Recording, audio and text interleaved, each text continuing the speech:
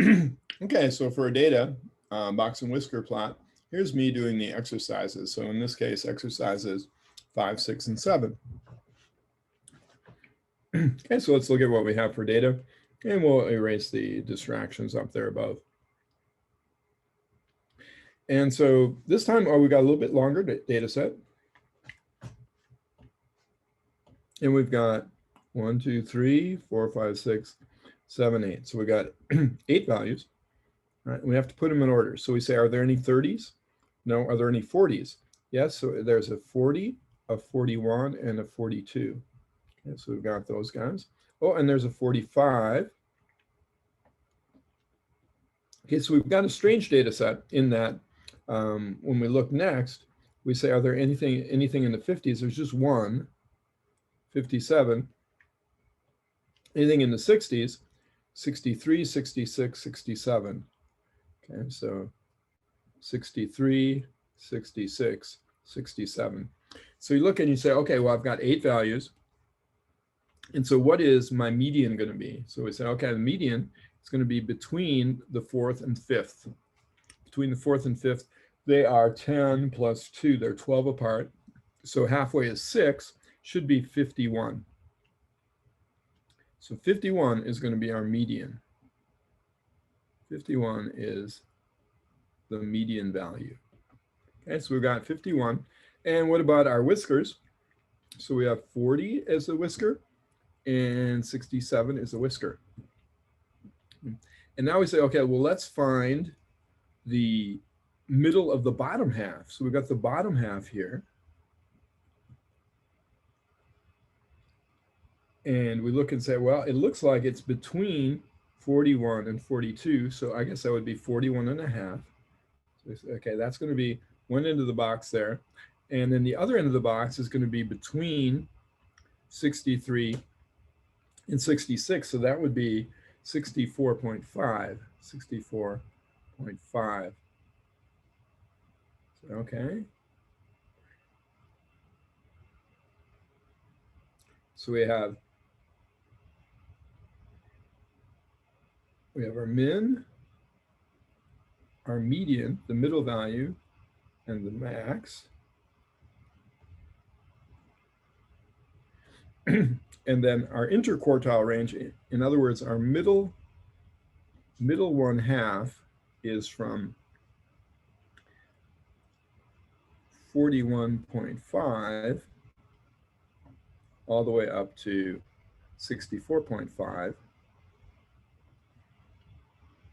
And then we have our bottom fourth is down here below that, and our first fourth is up. So this is really dividing things into fourths.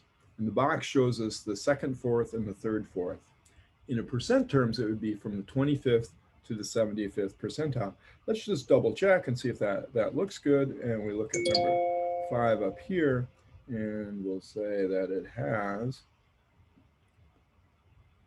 yeah, so you see that looks good. And not too difficult a calculation. You see, I'm just kind of winging it here because I'm fairly confident that I can do this right. As you get bigger amounts, it's not that you couldn't do it right, it's just that it takes too much calculation. All right. And so we'll go to a spreadsheet tomorrow to do the exact same thing. Okay, so let's look at 6. So 6, we have a lot more values.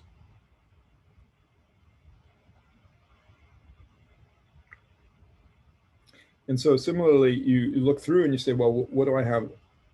Is in the 20s, is that what I have the least of? And don't see anything in the teens. So we say, okay, we have 24 and 25, so we have 2 values. Then do I have anything in the 30s? So I have a 37 and a 39. Okay, so I have 37 and 39. Do I have anything in the 40s?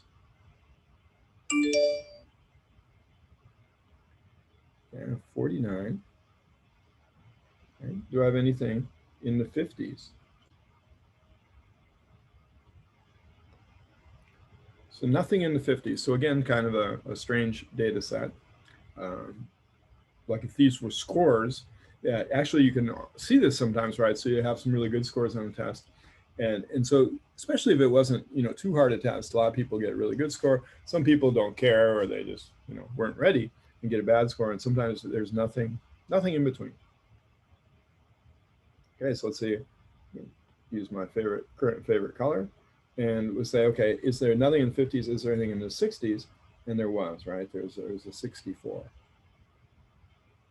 Okay, anything in the 70s?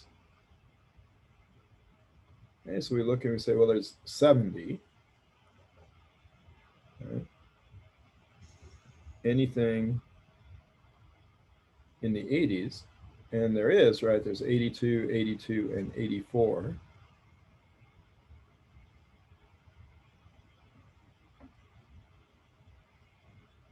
And 84, and it leaves that last one, looks like there's a 93.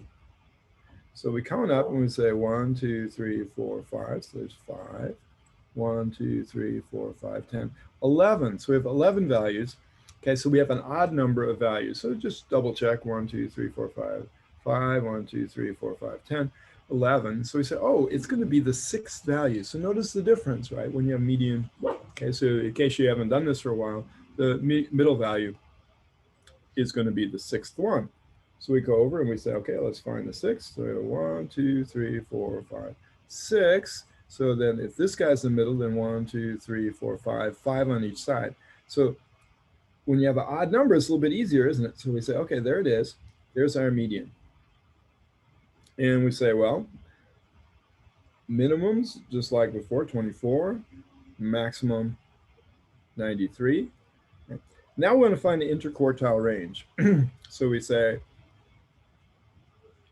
of the values below, 1, 2, 3, 4, 5, is it going to be 37? And let's just double check, because with so few values, you kind of wonder sometimes how they're going to do it. And that's what they're doing.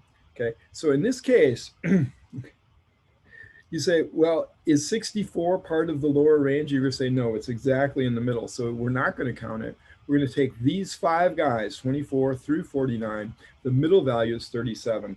So the middle of the bottom half. So if you think of the middle as being at the 50th percentile, exactly in the middle, at 50, if you had 100 scores, it'd be the 50th or 51st, right in the middle. Then if you take the lower half of that, it's going to be around the 25th percentile. And so our value here is 37. So there's the 37. And that's going to be, okay, so there's 37 up to 64. That's the 2nd fourth. And then we go and we look at, well, what about from 70 to 93? Oh, it looks like 82. So it's okay, it's 82. And there's our box and whisker. Okay. And then this is that famous interquartile range, IQR. In other words, the range from the 25th percentile to the 75th, that is the middle half, okay? So you have 4 fourths. Bottom fourth is to the left of the box. The middle 2 fourths of the data are in the box. And then the high fourth, right? Those people who got the top quarter of scores are in that whisker to the right. Okay, and let's just double check. If we look at it, and we see that we have that, all right, 82 for the interquartile range. And the last one, okay, so for our last one, we've got not quite so many values, but you can see it was important to get the difference between the odd and even. So let's see what we have here. Okay? And you can see why this is tedious.